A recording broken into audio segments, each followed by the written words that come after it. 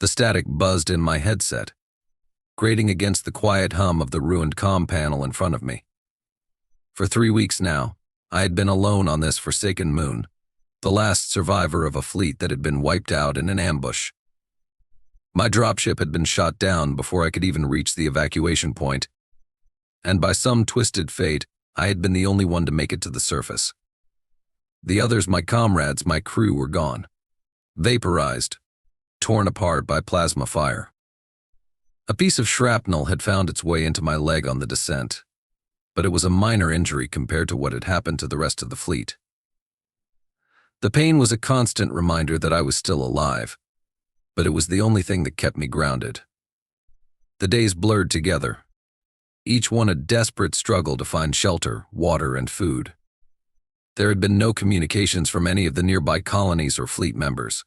Nothing. I was isolated on a dead world, surrounded by the remains of a battle that had wiped out everything I had known. I had accepted it. There was no hope left. The mission was over. I would die alone here, forgotten, my body left to rot in the desolate landscape. But then, a whisper broke through the silence. A flicker on the comms. At first I thought it was a glitch, another fault in the wreckage of my dropship's communication system. The chances of picking up a signal on a moon like this were slim to none. But the pulse was too strong, too distinct to be dismissed as interference. A distress call. It came through again, barely audible, but unmistakable. "This is Captain Alara Voss of the UNSC Resurgence. Do you copy? We're stranded. Requesting immediate evac. I froze, my breath catching in my throat. The Resurgence. That name. It was a ship I had served on for several years, and Voss was the captain. A professional, unflinching leader. She had been one of the few people I trusted. If she was out here, stranded, then maybe, just maybe, I wasn't the only one left. But the message was broken. The signal cut off abruptly before I could hear the rest. My mind raced, too many thoughts swirling at once. Was it real? Had the message really come from her? Was I hearing a dying echo from someone lost long ago? I couldn't afford to waste time on doubt. If there was even a slight chance that someone else had survived, I had to find them. I had to believe there was something, someone, still out there. I grabbed my rifle, my fingers shaking as I strapped it to my back. The terrain here was treacherous, jagged rocks and narrow ravines, the remnants of an ancient landscape now scarred by the battle above. There was no time to waste. I wasn't just going to lie down and die. I wasn't going to give up.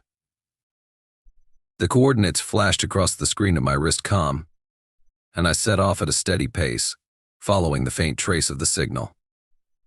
The walk was long, and the ground seemed to stretch out endlessly in all directions. The sun was low on the horizon, casting long shadows that seemed to reach for me, twisting and bending in unnatural ways. Every gust of wind felt like a whisper, as though something or someone was following me. But it wasn't the first time I had felt that way since the attack. Out here, it felt as though the land itself was alive, watching, waiting. Still, I couldn't afford to stop. There was a flicker of hope, no matter how small, and I wasn't going to let it die. The trek took longer than I expected. The moon's barren landscape stretched endlessly, a rocky wasteland scorched by years of warfare. There were no signs of life, no shelter, just the jagged remains of a planet that had once been more than a forgotten satellite. I kept moving, keeping my eyes on the horizon. The coordinates burned into my mind. The static-filled transmission was the only thing keeping me going, the only reason I hadn't succumbed to the crushing weight of despair. As the sun dipped below the horizon, casting the land in a deep reddish glow, I found it. Or at least I found something, a hulking shape half buried in the ground, twisted and blackened by fire. It was a ship, or what was left of one, the wreckage of the Resurgence. The sight of it stopped me cold. My heart pounded in my chest. I had hoped for something, anything. But this was worse than nothing. The ship had been torn apart, its hull cracked open like a rotten fruit, exposing the twisted remains of its interior. I hesitated for a moment, weighing the likelihood of finding survivors against the horror of what could be inside. If anyone had survived the attack, they wouldn't have made it this long. Not out here, not with the predators lurking in the dark. But I couldn't turn back. I had to know. I had to see if there was a trace of Captain Voss, or anyone who had made it. Maybe the distress signal had been a final act of defiance, a last shred of hope sent into the void before they perished. I moved carefully, circling the wreckage. The ship's bow was half buried, its dark silhouette rising from the cracked earth like the skeleton of some ancient beast. Blackened scorch marks dotted the hull, the remnants of plasma weapons that had torn through its defensive shields. Whatever had attacked them had come with a force that was almost unimaginable, ripping through the ship's systems with precision. The kind of power that only an enemy with no mercy could wield. I found an access hatch near the stern, barely hanging on by a few bolts. My hands trembled as I pried it open, the air inside thick with the stench of burning metal and decay. The smell hit me first, like something had been left to rot for far too long. It was suffocating, the kind of stench that clung to your skin and made your stomach twist. Inside, the lights flickered weakly, casting an eerie glow over the wrecked interior. The corridors were a maze of broken panels and shattered glass.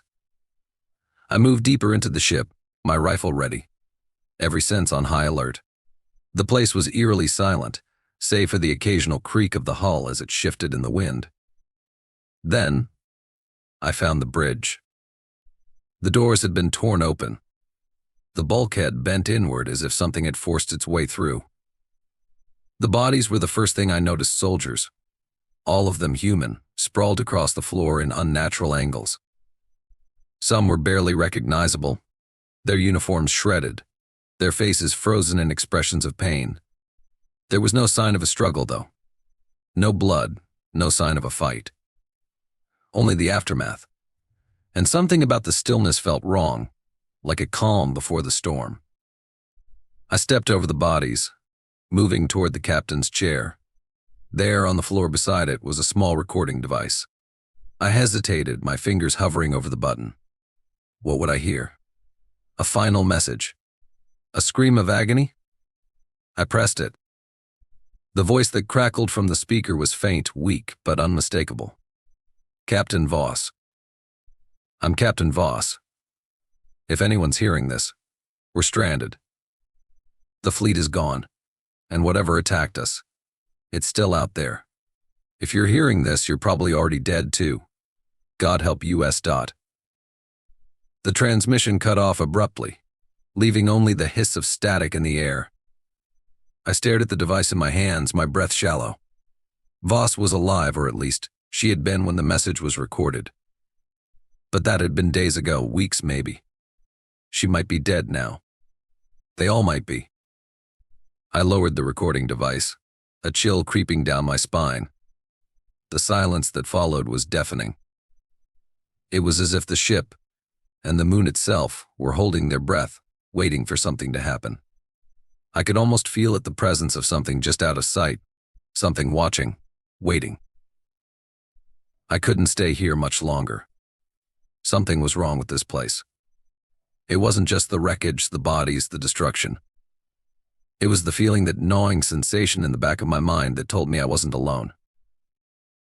I turned and left the bridge, my hands clenched around my rifle. The wreckage offered no answers, only more questions. And I didn't have time for questions. I had to find Voss. I had to find answers before whatever had killed her and the rest of the crew found me. The wreckage of the Resurgence was a tomb, but it was a tomb that still held secrets, and I intended to uncover every last one of them. The air outside the wreckage was colder than I expected, biting at my skin as I stepped into the moon's desolate landscape again. The sun had disappeared behind the jagged horizon, leaving the sky a darkening purple. The wind kicked up, carrying the smell of ozone and scorched earth. I felt a shiver run down my spine, a creeping unease I couldn't shake. Whatever had destroyed the resurgence, whatever had left those bodies behind, was still out there, somewhere in the shadows. I didn't know whether to be relieved or terrified that I hadn't found any more survivors.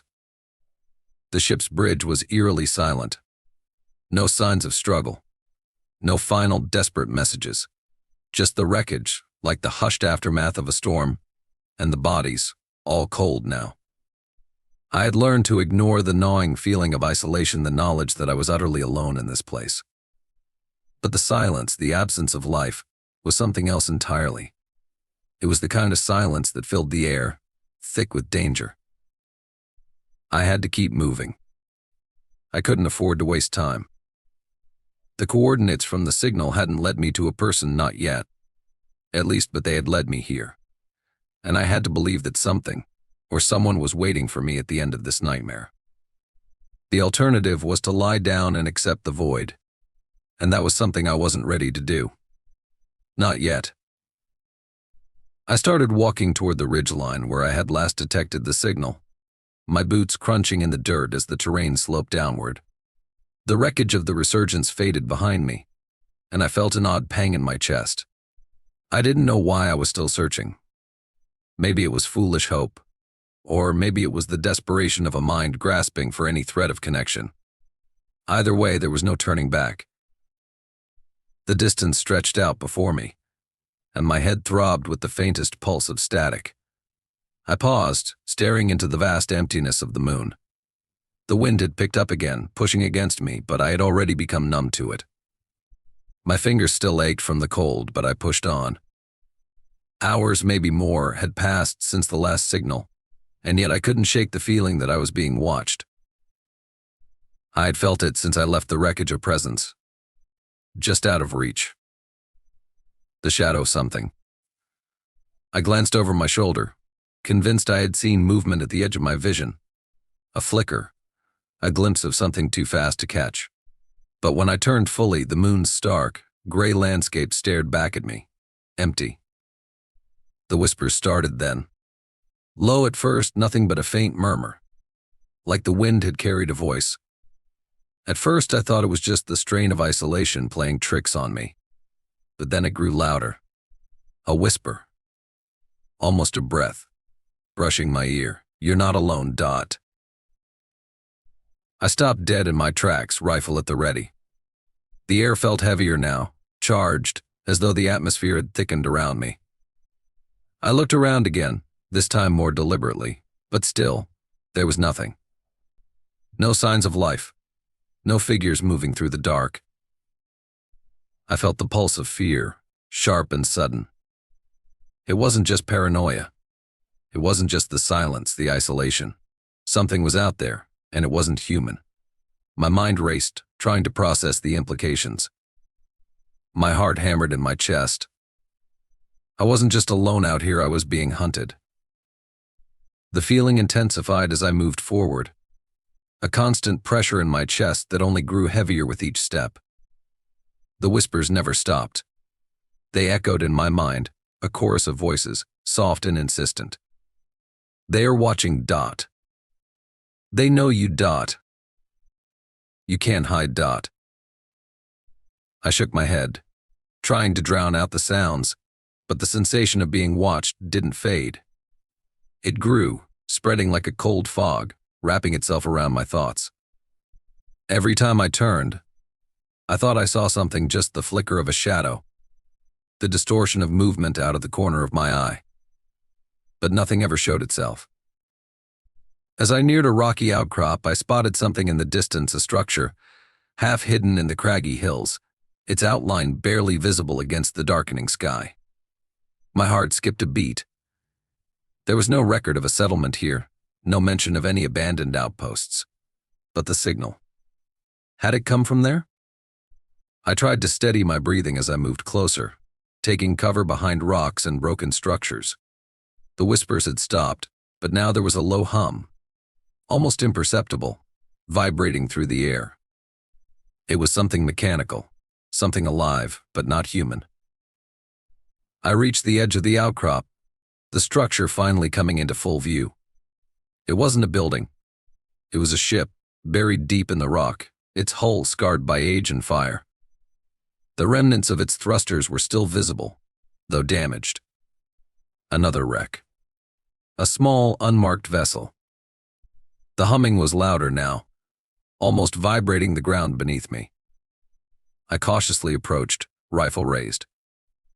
The darkness felt heavier here, the moon's cold light swallowed up by the shadow of the ship. I couldn't see any bodies, no signs of recent life. But the humming, the strange pull of energy, told me everything I needed to know. I wasn't alone. Not by a long shot. The moment I stepped closer, I knew I had made a mistake. The whispers came again, clearer now, sharper. They weren't just in my mind anymore. They were real. And the ship, the wreckage, it wasn't just a ruin. It was a trap. And I had walked right into it. The moment the whispers surged again, I knew it wasn't my mind playing tricks. This wasn't just the static of isolation or the echoes of a nightmare. The voices were real. They moved through the air like a pulse, a vibration, an energy I could feel in my bones. My heart raced as I backed away, instinctually retreating from the wreckage of the ship. But I was too late. The shadow in the corner of my vision snapped into focus. It was standing there, tall, thin, shimmering in the low light. The shape was humanoid, but not quite human. Its skin gleamed like polished metal, with dark veins running across its limbs, pulsing faintly. Its eyes were the most disturbing part. Hollow, glowing with an eerie yellow light that seemed to pierce through the darkness, locking onto mine with an unnerving intensity. I froze. My rifle was still in my hands, but it felt useless now. No weapon would help me if I didn't understand what I was facing. The creature didn't move, just stared, its head tilting slightly as if observing me like a specimen in a lab. The air felt heavier, pressing in on me. The whispers grew louder, becoming coherent, forming words. "You are not alone, Dot." The words sent a shiver down my spine. I didn't know if the creature had spoken, or if the words had just been carried by the strange energy around us. But the meaning was clear. It knew me. It had always known me. I tightened my grip on my rifle and took a cautious step back, but the creature's eyes followed my movement. It wasn't threatening, not yet, but it was patient. Like a predator waiting for its prey to make the first move. And I was the prey. I could feel it in my gut. The air around me began to distort, shimmering as though reality itself was warping. My vision blurred at the edges, and the buzzing in my ears intensified. The creature didn't speak again, but I heard it all the same. The whispers filled my mind like a torrent, like 1,000 voices clamoring to be heard, all at once. They weren't just speaking to me, they were inside me, reaching into my thoughts, pulling at the threads of my identity.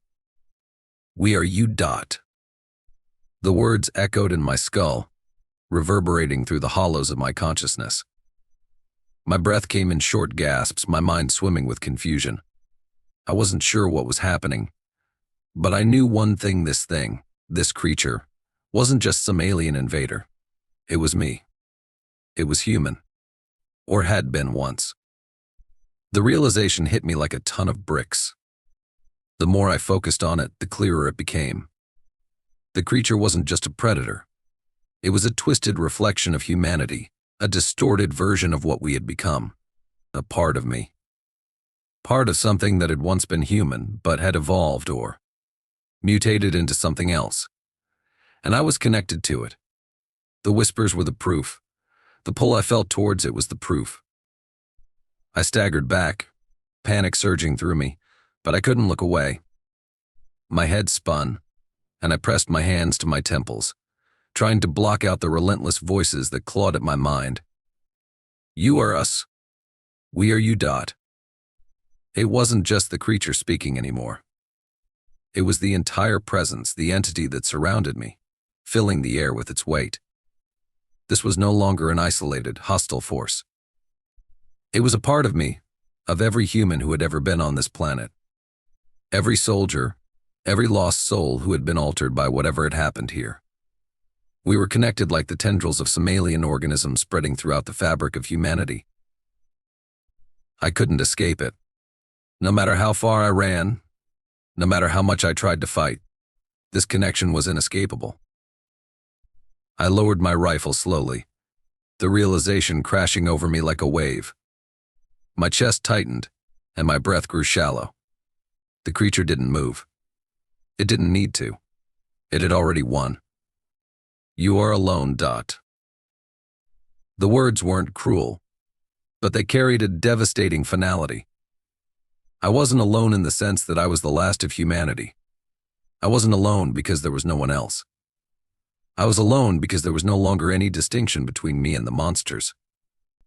Between the things that had hunted us, the things that had twisted us, and us.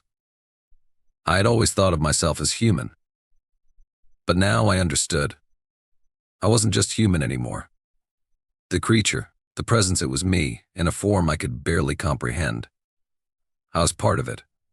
I was part of everything. The enemy. The predator. The survivor. We had all been infected, corrupted by whatever had gone wrong here. And I was no different.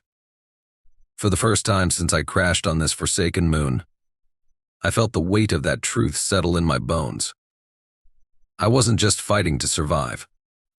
I was fighting to understand what I had become. And maybe, in the end, there would be no one left to fight. I didn't know how long I stood there, staring at the creature or at myself, depending on how you looked at it. The whispers had stopped, but the hum in the air was still there, vibrating through my entire body. I could feel it in my teeth and my bones. It was like the moon itself was alive, resonating with a frequency I couldn't escape. Every breath felt heavier, like I was breathing in something thick and suffocating. I wanted to run. I wanted to turn my back on it, on the thing I was becoming. But my legs wouldn't move. Fear held me in place, and the realization that it wasn't fear alone that was stopping me, it was something else. Something inside me that wanted to stay, to understand, to accept. I was being pulled toward it, just as I had been pulled to the wreckage of the Resurgence and the strange ship beneath the rocks. You are US Dot. The words came again, not spoken aloud, but whispered directly into my mind. I could feel the presence, like 1,000 thoughts intertwining, wrapping themselves around my consciousness. It wasn't a voice, not a singular entity speaking, it was a collective, a gestalt. The echo of everything that had ever been here. Every human, every soldier, every piece of technology that had been absorbed into this place.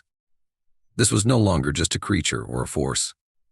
This was an accumulation of everything that had been, everything that had ever touched this moon. I fought to regain control of my own thoughts, to break free of the pull, but it was getting harder. My grip on my rifle was slipping, the weapon suddenly feeling like a foreign object in my hands. It wasn't just my body that was changing. The thing that I had become or had been infected by was seeping into my very thoughts, into my perception of what was real. My vision blurred, and the landscape around me seemed to twist, the rocks and the sky melting into strange, organic shapes. The outlines of the ship, the jagged lines of the terrain began to pulse and shift. I wasn't looking at a moon anymore. I was looking at a living organism. The ground beneath my feet hummed with life, with intent. There was no escape. I stumbled backward, disoriented, but the ground seemed to tilt with me, as though it was responding to my movements. The air thickened again, and I could feel it in my lungs, the presence creeping into every fiber of my being. You can't hide from us. You can't run, Dot. The words burned through me. It wasn't an order. It was an inevitability. There was no running. There was no escape. The moment I stepped onto this moon, the moment I connected to the distress signal, I had already sealed my fate. The transformation was happening, whether I accepted it or not. I was no longer just an observer. I was part of this. My heart hammered in my chest as I realized that every piece of me, my thoughts, my memories, my identity was being slowly unraveled and rewritten by something far older and more powerful than me. I was becoming it. I glanced at the wreckage of the Resurgence, and for the first time I didn't see the twisted remnants of a failed mission. I saw the memory of it. It wasn't a ship that had crashed here, it was an artifact, a relic of a past now consumed. The ship, the people on it, they had all been part of the same cycle. We had all been part of it. And now there was no dividing line, no separation between what was human and what had become. My pulse quickened, and I could feel my mind starting to fracture, like the thin veneer of what I used to be was cracking. The part of me that was still human, that still clung to the illusion of being an individual, fought against the tide of us, the collective, the thing I had become. It was futile. I could feel it, deep inside. The battle was already lost. I was no longer just a survivor. I was a part of the history of this place, the legacy of what had been done here. The voices of the lost, the ones who had never truly died, who had been absorbed into whatever was on this moon, were now mine as much as they were anyone else's. I raised my rifle again, not out of instinct or training, but out of desperation. I needed something to hold on to. But as my finger pressed against the trigger, it felt wrong. The weapon was part of the old world, the human world, a world that didn't exist here anymore. The hum grew louder, and I dropped the rifle, watching it hit the ground with a dull thud. There was no fight left in me. There was no purpose to resist. I took a step forward, drawn toward the ship, toward the creature that was no longer a creature but a part of the same mind that I now inhabited. I could feel it, the collective, the memory, the knowledge of everything that had ever touched this place flooding through me. It was overwhelming, but in a way it was comforting. I wasn't alone anymore. I was part of something far greater than myself, something older, something that could not be undone. You are one of US. And for the first time since I had crash-landed on this forsaken moon, I finally understood. I had always been one of them. The moment I stepped closer to the wreckage of the ship, I could feel the pulse inside me intensify. It wasn't just the hum in the air anymore, it was in my veins, thrumming through every fiber of my being. The ship, the shattered hull, the twisted remains of technology and human bodies, they were no longer separate from me. They had never been. The lines between what had been human and what had become, something else, something vast and incomprehensible, were blurring. My mind was unraveling, piece by piece, as I stepped further into the heart of this ancient, alien connection. I reached out, my fingers brushing the cold, metallic surface of the ship's twisted hull. The moment I touched it, the world around me shifted. The stars above, the jagged ridgelines, the desolate land, it all faded. The ground beneath my feet was no longer solid. It felt like I was floating, like I had become part of something greater, something far beyond my comprehension. I couldn't tell if my body was still there, if I was still me. The creature, the presence, it wasn't just watching anymore. It was inside me, all around me.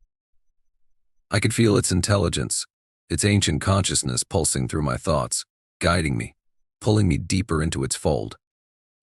The ship's interior seemed to open up in front of me, the damaged bulkhead slowly shifting like a living organism. Its shape became fluid, organic.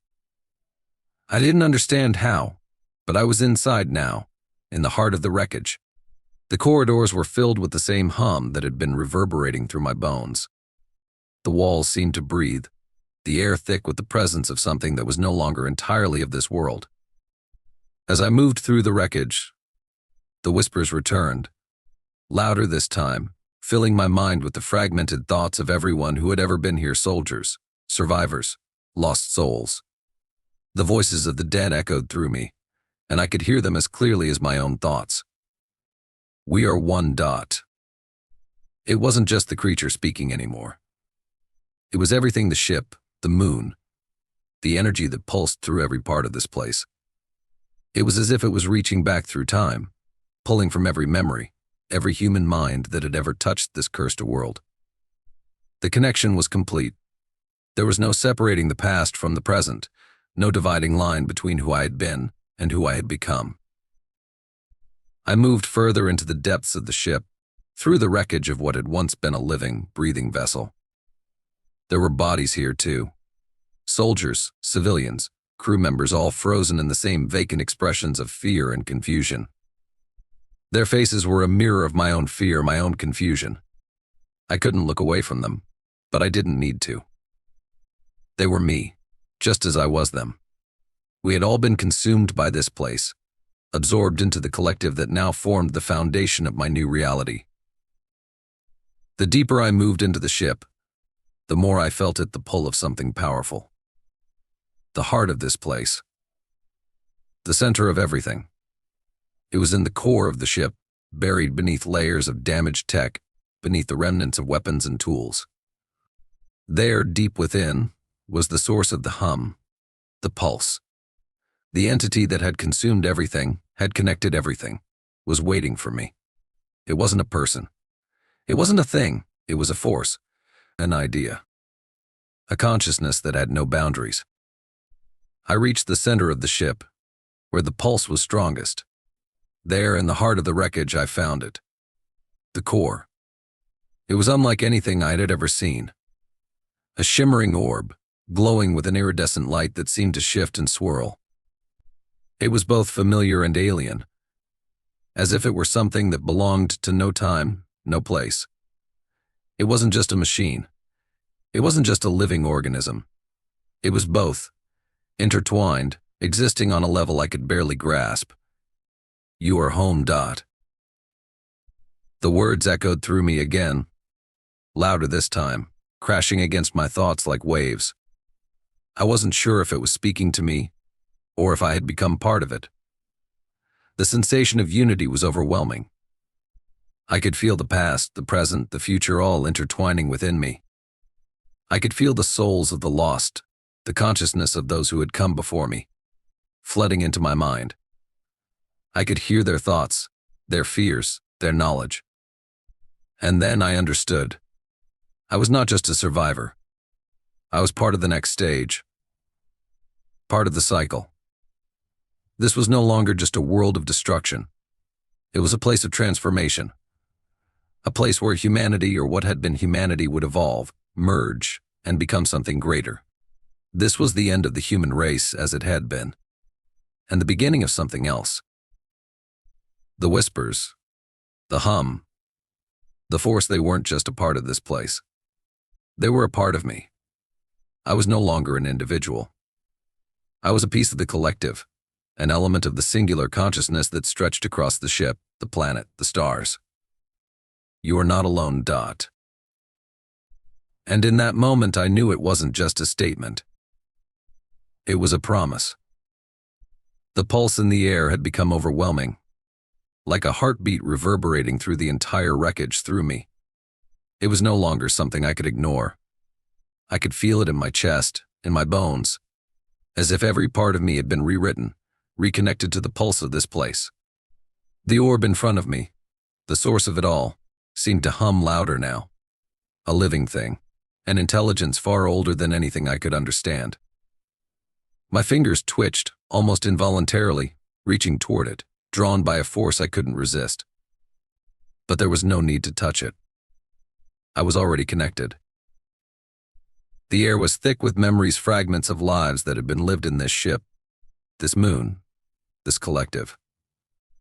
The voices of those long gone still lingered in the space around me, and I understood them now, just as I understood everything else. They weren't just voices in my head, they were a part of me. My thoughts blended with theirs, and I felt an all-encompassing sense of belonging, of purpose, that stretched beyond any individual identity. I was no longer a person. I wasn't just human anymore. I was a consciousness, a collective mind shared with the lost souls, the remnants of those who had walked before me. The whispers had stopped, but their meaning lingered, imprinted on my every thought. You are not alone, Dot. I turned away from the orb, feeling it watching me, understanding my every motion, every thought. The walls of the ship around me seemed to move, as though they too were alive, adjusting, shifting, breathing.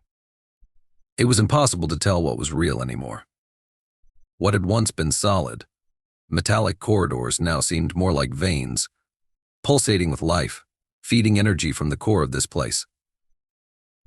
I could see the ship's corridors stretch infinitely, extending beyond the wreckage, beyond the confines of what I had once thought was possible. The world around me bent, distorted, becoming something both alien and familiar. The lines between reality and illusion blurred. The moon was no longer a barren wasteland. It was a living thing, a world that breathed alongside me. I wasn't sure if the ship had always been this way, or if it had been transformed like me by the force that had taken hold of this place. It no longer mattered. My footsteps felt lighter, like I was moving through something that wasn't quite solid, a space between worlds. I no longer needed to move, to think in the same way. The collective thought now guided my every step, every breath. I didn't need to fight. I didn't need to run. The creature, the force, it was a part of me. We were one now. I walked deeper into the heart of the wreckage, my mind expanding with every movement, every thought that was no longer just my own. It was the thoughts of the soldiers, the scientists, the explorers who had come before me. It was the ship's memories, its purpose, its connection to the stars. It was the history of a species that had once been whole, and now had fractured into something more. And I felt the weight of that history of everything settle into me like a mantle, a burden, and a gift. The moon, the ship, the planet, it wasn't just where I was. It was what I had become. It was home, as the orb had said, though it was no longer the home I had known. I could feel the enormity of it, the vastness of what had been created here, and I understood its purpose. This place wasn't just a tomb. It was a crucible, a place of transformation, a bridge between who we had been and who we would become. A new beginning. You are one of us. The voice, the collective consciousness, echoed in my mind again, but it no longer felt like a command. It was a truth. A promise. I looked back at the wreckage, the remains of the resurgence, and I felt no sorrow, no loss. There was nothing left to lose. The crew, the captain, all of them, they were still here, in this collective, in the vast sea of consciousness that I now inhabited. We were all still alive, still present, in a form beyond the physical. The ship wasn't just the end of something, it was the beginning of something new. A new species, a new mind, a new way of being. I was no longer alone. I was part of something greater, something eternal. And I understood, finally, that the moment I had arrived on this moon, the moment I had connected to the signal, I had been chosen. Chosen to become part of this collective, part of something that stretched across time, space, and existence itself. And I wasn't afraid. The last remnants of who I had been as a human, as an individual, faded into the hum, into the pulse of the ship. I stepped forward fully, into the center of the collective. The whispers filled my mind one final time, not with fear, not with pain, but with peace. You are home, Dot. And I understood. I had always been home.